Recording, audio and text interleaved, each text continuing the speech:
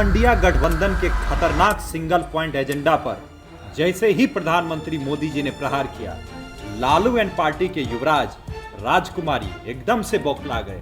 खलबली मच गई, बदहवासी छाई हुई। एक और सूर्य की तपती लौ से पारा हाई हो रहा है, वहीं दूसरी ओर तेजस्वी यादव, मीसा भारती, रोहिणी आचार्य का फ्रस्ट्रेशन लेवल भी बढ़ते जा रहा है। लोकसभा चुनाव 2024 के पहले चरण में वोट की चोट से जनता ने ऐसा मैसेज दिया कि तेजस्वी यादव हार को नजदीक देख हताश हो गए और एनडीए को जिताने की बात करने लगे। सुनिए जरा तेजस्वी जी को। या तो एनडीए या तो इंडिया की लड़ाई है, या तो आप इंडिया को चुनो, और इंडिया को अगर नहीं चुनते हो बीमा भारती को, तो आप एनडीए को चुन रहे हो। साफ बात।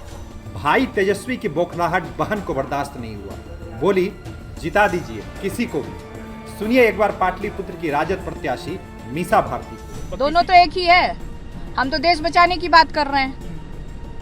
हम देश किसी व्यक्ति से किसी को डर नहीं है, हम सब देश बचाना चाह रहे हैं, इसलिए तेजस्वी जी ने ऐसी बात कही। अब जरा लालू जी की दूसरी बेटी रोहिणी आचार्य को सुनिए। ये तो पिता से एक कदम आगे होकर बौखलाहट में माँ बेटी की इज्जत पर ही सवाल उठा रही है।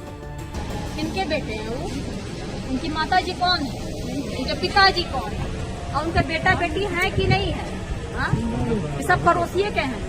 हालांकि सारण में भाजपा के प्रत्याशी श्री राजीव प्रताप रूडी जी ने धूप से बचने की सलाह पहले ही दे चुके हैं। सिपह सालार भी क्यों पीछे रहते, तो एमएलसी उर्मिला ठाकुर ने अलबलाहट में एनडीए के प्रत्याशी चिराग पासवान की मां पर ही बयान दे डाला।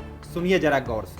और जो चिराग पासवान जी ने वो जहां पर उनका लालन पालन हुआ है, जिस मां के गोद में पले हैं, वो दूसरे के घर परिवार को उजाड़ने वाली मां दूसरे के दर्द को क्या समझ सकती है।